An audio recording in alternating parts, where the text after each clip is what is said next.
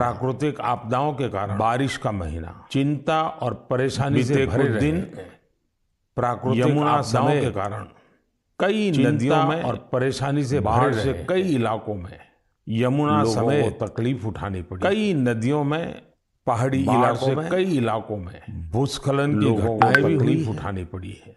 इसी दौरान पहाड़ी इलाकों में देश के पश्चिमी हिस्से भूस्खलन की घटनाएं भी हुई समय पूर्व। इसी दौरान गुजरात के इलाकों में देश के पश्चिमी पर जॉय साइक्लोन भी आया कुछ समय पूर्व। लेकिन साथियों, गुजरात के इलाकों इन आपदाओं के बीच बिपर जॉय साइक्लोन भी आया। सब देशवासियों ने फिर दिखाया, लेकिन साथियों, कि इन आपदाओं के बीच की ताकत क्या होती है। हम सब देशवासियों ने, स्थानीय लोगों ने, कि हमारे एनडीआरएफ के जवानों ने क्या होती है, स्थानीय प्रशासन के स्थानीय लोगों ने दिन रात, हमारे एनडीआरएफ के जवानों ने ऐसी आपदाओं का मुकाबला, स्थानीय प्रशासन के लोगों ने किसी भी दिन रात से निपटने में ऐसी हमारे सामर्थ्य और संसाधनों की भूमिका किसी भी आपदा से निपटने में, लेकिन इसके हमारे सामर्थ्य और संसाधनों की संवेदनशीलता बड़ी होती है।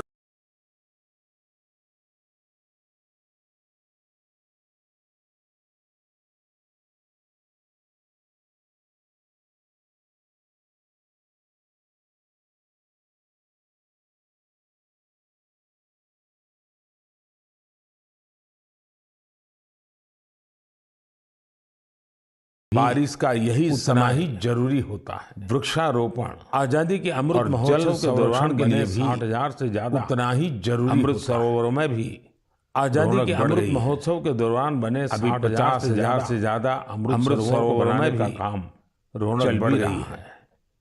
अभी हमारे 50,000 से ज्यादा अमृत सरोवरों को बनाने का काम चल भी रहा। जिम्मेदारी के साथ हमारे देश जल संरक्षण के लिए पूरी जागरूक नए नए प्रयास कर और जिम्मेदारी के साथ, आपको याद होगा, जल संरक्षण के लिए समय पहले मैं एमपी के शहडोल गया था। वहां मेरी मुलाकात पकरिया गांव के आदिवासी भाई बहनों से हुई थी।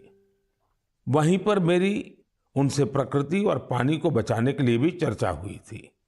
अभी मुझे पता चला है कि पकरिया गांव के आदिवासी भाई बहनों ने इसे लेकर काम भी शुरू कर दिया है। यहां प्रशासन की मदद से लोगों ने करीब 100 कुओं को वाटर रिचार्ज सिस्टम में बदल दिया है। बारिश का पानी अब इन कुओं में जाता है और कुओं से ये पानी जमीन के अंदर चला जाता है। इससे इलाके में भू जल स्तर भी धीरे धीरे सुधरेगा। अब सभी गांव वालों ने पूरे क्षेत्र के करीब करीब 800 कुएं को रिचार्ज के लिए उपयोग में लाने का लक्ष्य बनाया है। ऐसी ही एक उत्साहवर्धक खबर यूपी से आई है। कुछ दिन पहले उत्तर प्रदेश में एक दिन में 30 करोड़ पेड़ लगाने का रिकॉर्ड बनाया गया है। इस अभियान की शुरुआत राज्य सरकार ने की, उसे पूरा वहां के लोगों ने किया। ऐसे प्रयास जन भागीदारी के साथ साथ जन जागरण के भी बड़े उदाहरण हैं। मैं चाहूंगा कि हम सब भी पेड़ लगाने और पानी बचाने के इन प्रयासों का हिस्सा बने। मेरे प्यारे देशवासियों, इस समय सावन का पवित्र महीना चल रहा है। सदाशिव महादेव की साधना आराधना के साथ ही सावन हरियाली और खुशियों से जुड़ा होता है। इसलिए सावन का आध्यात्मिक के साथ ही सांस्कृतिक दृष्टिकोण से भी बहुत महत्व रहा है। सावन के झूले, सावन की मेहंदी, सावन के उत्सव, यानी सावन का मतलब ही आनंद और उल्लास होता है। साथियों, हमारी इस आस्था और इन परंपराओं का एक पक्ष और भी है। हमारे ये पर्व और परंपराएं हमें गतिशील बनाते हैं। सावन में शिव आराधना के लिए कितने ही भक्त कांवड़ यात्रा पर निकलते हैं। सावन की वजह से इन दिनों 12 ज्योतिर्लिंगों में भी खूब श्रद्धालु पहुंच रहे हैं। आपको ये जानकर भी अच्छा लगेगा कि बनारस पहुंचने वाले लोगों की संख्या भी रिकॉर्ड तोड़ रही है। अब काशी में हर साल 10 करोड़ से भी ज्यादा पर्यटक पहुंच रहे हैं। अयोध्या, मथुरा, उज्जैन जैसे तीर्थों पर आने वाले श्रद्धालुओं की संख्या भी तेजी से बढ़ रही है। इससे लाखों गरीबों को रोजगार मिल रहा है, उनका जीवन यापन हो रहा है। ये सब हमारे सांस्कृतिक जन जागरण का परिणाम है। इसके दर्शन के लिए अब तो पूरी दुनिया से लोग हमारे तीर्थों में आ रहे हैं।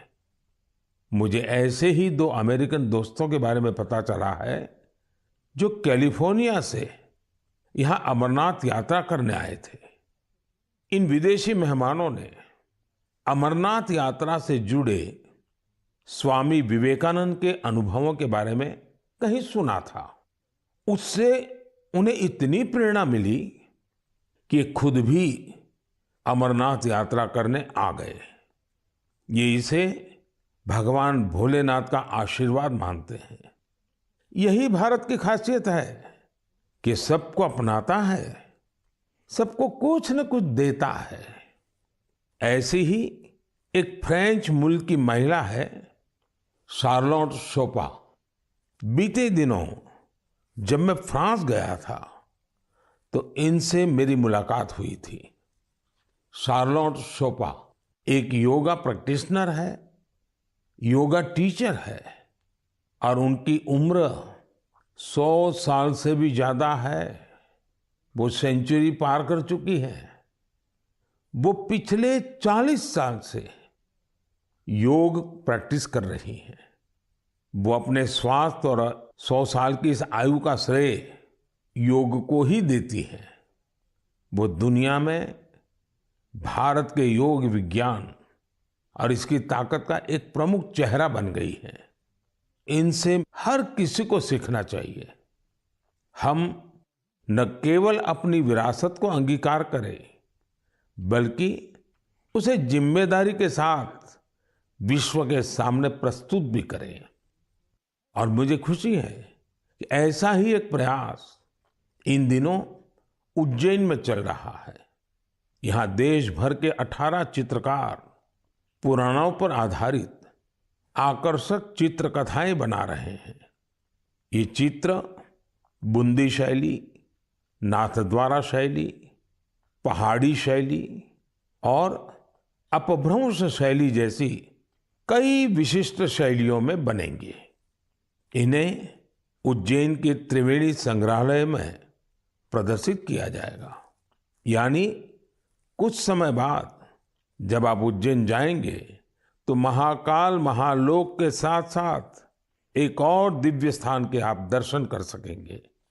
साथियों, उज्जैन में बन रही इन पेंटिंग्स की बात करते हुए मुझे एक और अनोखी पेंटिंग की याद आ गई है।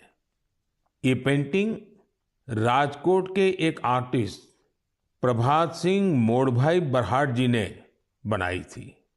ये पेंटिंग छत्रपति वीर शिवाजी महाराज के जीवन के एक प्रसंग पर आधारित थी। आर्टिस्ट प्रभात भाई ने दर्शाया था कि छत्रपति शिवाजी महाराज राज्याभिषेक के बाद अपनी कुलदेवी तुलजा माता के दर्शन करने जा रहे थे, तो उस समय क्या माहौल था। अपनी परंपराओं, अपनी धरोहरों को जीवंत रखने के लिए हमें उन्हें सहेजना होता है, उन्हें जीना होता है, उन्हें अगली पीढ़ी को सिखाना होता है। मुझे खुशी है कि आज इस दिशा में अनेकों प्रयास हो रहे हैं। मेरे प्यारे देशवासियों, कई बार जब हम इकोलॉजी, फ्लोरा, फोना, बायोडायवर्सिटी जैसे शब्द सुनते हैं तो कुछ लोगों को लगता है कि ये तो स्पेशलाइज्ड सब्जेक्ट है, इनसे जुड़े एक्सपर्ट के विषय हैं। लेकिन ऐसा नहीं है। अगर हम वाकई प्रकृति प्रेम करते हैं तो हम अपने छोटे छोटे प्रयासों से भी बहुत कुछ कर सकते हैं। तमिलनाडु में वाड़ावल्ली के एक साथी हैं सुरेश राघवन जी। राघवन जी को पेंटिंग का शौक है। आप जानते हैं, पेंटिंग कला और कैनवास से जुड़ा काम है। लेकिन राघवन जी ने तय किया कि वो अपनी पेंटिंग्स के जरिए पेड़ पौधों और जीव जंतुओं की जानकारी को संरक्षित करेंगे। वो अलग अलग फ्लोरा और फौना की पेंटिंग्स बनाकर उनसे जुड़ी जानकारी का डॉक्यूमेंटेशन करते हैं। वो अब तक दर्जनों ऐसी चिड़ियाओं की, पशुओं की, ऑर्चिड्स की पेंटिंग्स बना चुके हैं जो विलुप्त होने की कगार पर है। कला के जरिए प्रकृति की सेवा करने का ये उदाहरण वाकई अद्भुत है। मेरे प्यारे देशवासियों, आज मैं आपको एक और दिलचस्प बात भी बताना चाहता हूं। कुछ दिन पहले सोशल मीडिया पर एक अद्भुत क्रेज दिखा। अमेरिका ने हमें 100 से ज्यादा दुर्लभ और प्राचीन कलाकृतियां वापस लौटाई है। इस खबर के सामने आने के बाद सोशल मीडिया पर इन कलाकृतियों को लेकर खूब चर्चा हुई। युवाओं में अपनी विरासत के प्रति गर्व का भाव दिखा। भारत लौटी ये कलाकृतियां 2500 साल से लेकर 250 साल तक पुरानी हैं। आपको यह भी जानकर खुशी होगी कि इन दुर्लभ चीजों का नाता देश के अलग अलग क्षेत्रों से है। ये टेराकोटा, स्टोन, मेटल और लकड़ी के इस्तेमाल से बनाई गई है। इनमें से कुछ तो ऐसी हैं जो आपको आश्चर्य से भर देंगी। आप इन्हें देखेंगे तो देखते ही रह जाएंगे। इनमें 11वीं शताब्दी का एक खूबसूरत सैंडस्टोन स्कल्पचर भी आपको देखने को मिलेगा। ये नृत्य करती हुई एक अप्सरा की कलाकृति है जिसका नाता मध्य प्रदेश से है। चोल युग की कई मूर्तियां भी इनमें शामिल है। देवी और भगवान मुरुगन की प्रतिमाएं तो 12वीं शताब्दी की है और तमिलनाडु की वैभवशाली संस्कृति से जुड़ी है। भगवान गणेश की करीब 1000 वर्ष पुरानी कांसे की प्रतिमा भी भारत को लौटाई गई है। ललितासन में बैठे उमा महेश्वर की एक मूर्ति 11वीं शताब्दी की बताई जाती है, जिसमें वे दोनों नंदी पर आसीन है। पत्थरों से बनी जैन तीर्थंकरों की 2 मूर्तियां भी भारत वापिस आई हैं। भगवान सूर्यदेव की 2 प्रतिमाएं भी आपका मन मोह लेंगी। इनमें से एक सैंडस्टोन से बनी है। वापस लौटाई गई चीजों में लकड़ी से बना एक पैनल भी है जो समुद्र मंथन की कथा को सामने लाता है। 16वीं 17वीं सदी के इस पैनल का जुड़ाव दक्षिण भारत से है। साथियों, यहां मैंने तो बहुत कम ही नाम लिए हैं, जबकि देखे तो ये लिस्ट बहुत लंबी है। मैं अमेरिकी सरकार का आभार करना चाहूंगा जिन्होंने हमारी इस बहुमूल्य विरासत को लौटाया है। 2016 और 2021 में भी जब मैंने अमेरिका की यात्रा की थी, तब भी कई कलाकृतियां भारत को लौटाई गई थी। मुझे विश्वास है कि ऐसे प्रयासों से हमारी सांस्कृतिक धरोहरों की चोरी रोकने को, इस बात को लेकर के देश भर में जागरूकता बढ़ेगी। इससे हमारी समृद्ध विरासत से देशवासियों का लगाव भी और गहरा होगा। मेरे प्यारे देशवासियों, देवभूमि उत्तराखंड की कुछ माताओं और बहनों ने जो पत्र मुझे लिखे हैं वो भावुक कर देने वाले हैं। उन्होंने अपने बेटे को, अपने भाई को खूब सारा आशीर्वाद दिया है। उन्होंने लिखा है कि उन्होंने कभी कल्पना भी नहीं की थी कि हमारी सांस्कृतिक धरोहर रहा भोजपत्र उनकी आजीविका का साधन बन सकता है। आप सोच रहे होंगे कि यह पूरा माजरा है क्या? साथियों, तो मुझे ये पत्र लिखे हैं चमोली जिले की नीति माणा घाटी की महिलाओं ने। ये वो महिलाएं हैं जिन्होंने पिछले साल अक्टूबर में मुझे भोजपत्र पर एक अनूठी कलाकृति भेंट की थी। ये उपहार पाकर मैं भी बहुत अभिभूत हो गया। आखिर हमारे यहाँ प्राचीन काल से हमारे शास्त्र और ग्रंथ इन्हीं भोजपत्रों पर सहेजे जाते रहे हैं। महाभारत भी तो इसी भोजपत्र पर लिखा गया था। आज देवभूमि की ये महिलाएं इस भोजपत्र से बेहद ही सुंदर सुंदर कलाकृतियां और स्मृति चिन्ह बना रही हैं। माणा गांव की यात्रा के दौरान मैंने उनके इस यूनिक प्रयास की सराहना की थी। मैंने देवभूमि आने वाले पर्यटकों से अपील की थी कि वो यात्रा के दौरान ज्यादा से ज्यादा लोकल प्रोडक्ट्स खरीदें। इसका वहां बहुत असर हुआ है। आज भोजपत्र के उत्पादों को यहाँ आने वाले तीर्थयात्री काफी पसंद कर रहे हैं और इसे अच्छे दामों पर खरीद भी रहे हैं। भोजपत्र की यह प्राचीन विरासत उत्तराखंड की महिलाओं के जीवन में खुशहाली के नए नए रंग भर रही है। मुझे यह जानकर भी खुशी हुई है कि भोजपत्र से नए नए प्रोडक्ट बनाने के लिए राज्य सरकार महिलाओं को ट्रेनिंग भी दे रही है। राज्य सरकार ने भोजपत्र की दुर्लभ प्रजातियों को संरक्षित करने के लिए भी अभियान शुरू किया है। जिन क्षेत्रों को कभी देश का आखिरी छोर माना गया था, उन्हें अब देश का प्रथम गांव मानकर विकास हो रहा है। ये प्रयास अपनी परंपरा और संस्कृति को संजोने के साथ आर्थिक तरक्की का भी जरिया बन रहा है। मेरे प्यारे देशवासियों, मन की बात में मुझसे इस बार काफी संख्या में ऐसे पत्र भी मिले हैं जो मन को बहुत ही संतोष देते हैं। ये चिट्ठी उन मुस्लिम महिलाओं ने लिखी है जो हाल ही में हज यात्रा करके आई है। उनकी ये यात्रा कई मायनों में बहुत खास है। ये वो महिलाएं हैं जिन्होंने हज की यात्रा बिना किसी पुरुष सहयोगी या महरम के बिना पूरी की है और ये संख्या 150 नहीं बल्कि 4000 से ज्यादा है। यह एक बड़ा बदलाव है।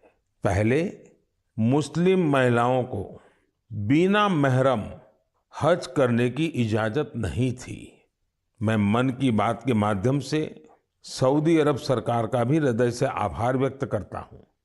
बिना महरम हज पर जा रही महिलाओं के लिए खास तौर पर विमेन कोऑर्डिनेटर्स नियुक्ति की गई थी। साथियों, बीते कुछ वर्षों में हज पॉलिसी में जो बदलाव किए गए हैं, उनकी भरपूर सराहना हो रही है। हमारी मुस्लिम माताओं और बहनों ने इस बारे में मुझे काफी कुछ लिखा है। अब ज्यादा से ज्यादा लोगों को हज पर जाने का मौका मिल रहा है। हज यात्रा से लौटे लोगों ने, विशेषकर हमारी माताओं बहनों ने चिट्ठी लिखकर जो आशीर्वाद दिया है, वो अपने आप में बहुत प्रेरक है। मेरे प्यारे देशवासियों, जम्मू कश्मीर में म्यूजिकल नाइट्स हो, हाई एल्टीट्यूड में बाइक रैलीज हो, चंडीगढ़ के लोकल क्लब हो और पंजाब में ढेर सारे स्पोर्ट्स ग्रुप्स हो, ये सुनकर लगता है एंटरटेनमेंट की बात हो रही है, एडवेंचर की बात हो रही है। लेकिन बात कुछ और है। ये आयोजन एक कॉमन कॉज से भी जुड़ा हुआ है और ये कॉमन कॉज है ड्रग्स के खिलाफ जागरूकता अभियान। जम्मू कश्मीर के युवाओं को ड्रग्स से बचाने के लिए कई इनोवेटिव प्रयास देखने को मिले हैं। यहाँ म्यूजिकल नाइट, बाइक रैली जैसे कार्यक्रम हो रहे हैं। चंडीगढ़ में इस मैसेज को स्प्रेड करने के लिए लोकल क्लब्स को इससे जोड़ा गया है। वे इन्हें वादा क्लब्स कहते हैं। वादा यानी victory against drugs abuse. Punjab में कई स्पोर्ट्स ग्रुप्स भी बनाए गए हैं जो फिटनेस पर ध्यान देने और नशा मुक्ति के लिए अवेयरनेस कैंपेन चला रहे हैं। नशे के खिलाफ अभियान में युवाओं की बढ़ती भागीदारी बहुत उत्साह बढ़ाने वाली है। ये प्रयास भारत में नशे के खिलाफ अभियान को बहुत ताकत देते हैं। हमें देश की भावी पीढ़ियों को बचाना है तो उन्हें ड्रग्स से दूर रखना ही होगा। इसी सोच के साथ 15 अगस्त 2020 को नशा मुक्त भारत अभियान की शुरुआत की गई थी। इस अभियान से 11 करोड़ से ज्यादा लोगों को जोड़ा गया है। 2 हफ्ते पहले ही भारत ने ड्रग्स के खिलाफ बहुत बड़ी कार्रवाई की है। ड्रग्स की करीब 1.5 लाख किलो की खेप को जब्त करने के बाद उसे नष्ट कर दिया गया है। भारत ने 10 लाख किलो ड्रग्स को नष्ट करने का अनोखा रिकॉर्ड भी बनाया है। इन ड्रग्स की कीमत 12,000 करोड़ रुपए से भी ज्यादा थी। मैं उन सभी की सराहना करना चाहूंगा जो नशा मुक्ति के इस नेक अभियान में अपना योगदान दे रहे हैं। नशे की लत न सिर्फ परिवार बल्कि पूरे समाज के लिए बड़ी परेशानी बन जाती है। ऐसे में यह खतरा हमेशा के लिए खत्म हो, इसके लिए जरूरी है कि हम सब एकजुट होकर इस दिशा में आगे बढ़े। मेरे प्यारे देशवासियों, जब बात ड्रग्स और युवा पीढ़ी की हो रही है तो मैं आपको मध्य प्रदेश की एक इंस्पायरिंग जर्नी के बारे में भी बताना चाहता हूं। ये इंस्पायरिंग जर्नी है मिनी ब्राजील की। आप सोच रहे होंगे कि मध्य प्रदेश में मिनी ब्राजील कहां से आ गया। यही तो ट्विस्ट है। एमपी के शहडोल में एक गांव है विचारपुर। विचारपुर को मिनी ब्राजील कहा जाता है। मिनी ब्राजील इसलिए क्योंकि ये गांव आज फुटबॉल के उभरते सितारों का गढ़ बन गया है। जब कुछ हफ्ते पहले मैं शहडोल गया था तो मेरी मुलाकात वहां ऐसे बहुत सारे फुटबॉल खिलाड़ियों से हुई थी। मुझे लगा कि इस बारे में हमारे देशवासियों को और खासकर युवा साथियों को जरूर जानना चाहिए। साथियों, विचारपुर गांव के मिनी ब्राजील बनने की यात्रा 2-2.5 दशक पहले शुरू हुई थी। उस दौरान विचारपुर गांव अवैध शराब के लिए बदनाम था, नशे की गिरफ्त में था। इस माहौल का सबसे बड़ा नुकसान यहाँ के युवाओं को हो रहा था। एक पूर्व नेशनल प्लेयर और कोच रईस अहमद ने इन युवाओं की प्रतिभा को पहचाना। रईस जी के पास संसाधन ज्यादा नहीं थे, लेकिन उन्होंने पूरी लगन से युवाओं को फुटबॉल सिखाना शुरू किया। कुछ साल के भीतर ही यहाँ फुटबॉल इतनी पॉपुलर हो गई कि विचारपुर गांव की पहचान ही फुटबॉल से होने लगी। अब यहाँ फुटबॉल क्रांति नाम से एक प्रोग्राम भी चल रहा है। इस प्रोग्राम के तहत युवाओं को इस खेल से जोड़ा जाता है और उन्हें ट्रेनिंग दी जाती है। ये प्रोग्राम इतना सफल हुआ है कि विचारपुर से नेशनल और स्टेट लेवल के 40 से ज्यादा खिलाड़ी निकले हैं। ये फुटबॉल क्रांति अब धीरे धीरे पूरे क्षेत्र में फैल रही है। शहडोल और उसके आसपास के काफी बड़े इलाके में 1200 से ज्यादा फुटबॉल क्लब बन चुके हैं। यहाँ से बड़ी संख्या में ऐसे खिलाड़ी निकल रहे हैं जो नेशनल लेवल पर खेल रहे हैं। फुटबॉल के कई बड़े पूर्व खिलाड़ी और कोच आज यहाँ युवाओं को ट्रेनिंग दे रहे हैं। आप सोचिए, एक आदिवासी इलाका जो अवैध शराब के लिए जाना जाता था, नशे के लिए बदनाम था, वो अब देश की फुटबॉल नर्सरी बन गया है। इसलिए तो कहते हैं, जहां चाह वहां राह। हमारे देश में प्रतिभाओं की कमी नहीं है। जरूरत है तो उन्हें तलाशने की और तराशने की। इसके बाद यही युवा देश का नाम रोशन भी करते हैं और देश के विकास को दिशा भी देते हैं। मेरे प्यारे देशवासियों, आजादी के 75 साल पूरे होने के अवसर पर हम सभी पूरे उत्साह से अमृत महोत्सव मना रहे हैं। अमृत महोत्सव के दौरान देश में करीब करीब 2 लाख कार्यक्रमों का आयोजन किया गया है। ये कार्यक्रम एक से बढ़कर एक रंगों से सजे थे, विविधता से भरे थे। इन आयोजनों की एक खूबसूरती ये भी रही कि इनमें रिकॉर्ड संख्या में युवाओं ने हिस्सा लिया।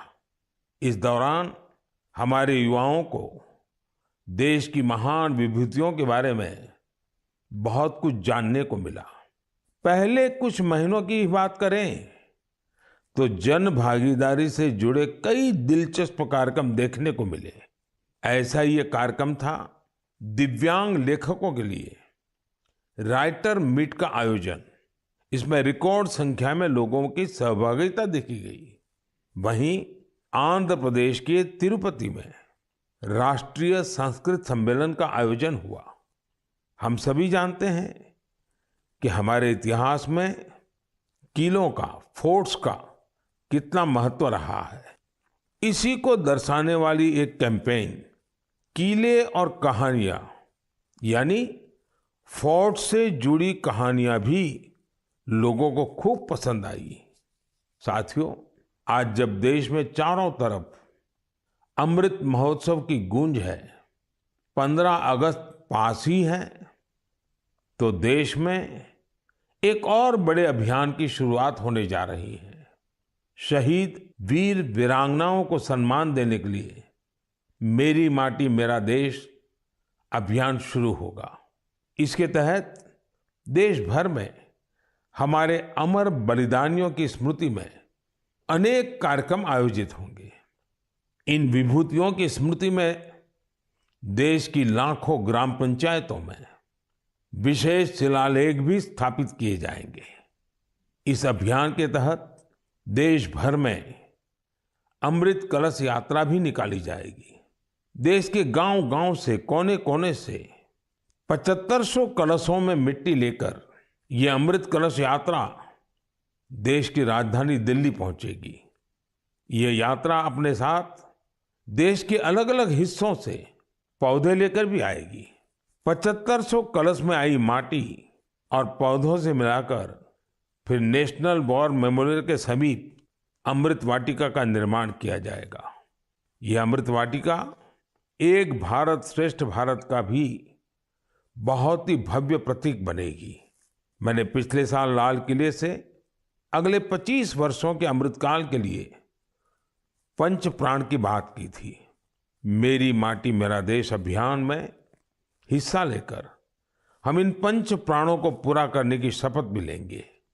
आप सभी देश की पवित्र मिट्टी को हाथ में लेकर शपथ लेते हुए अपनी सेल्फी को yuva.gov.in पर जरूर अपलोड करें।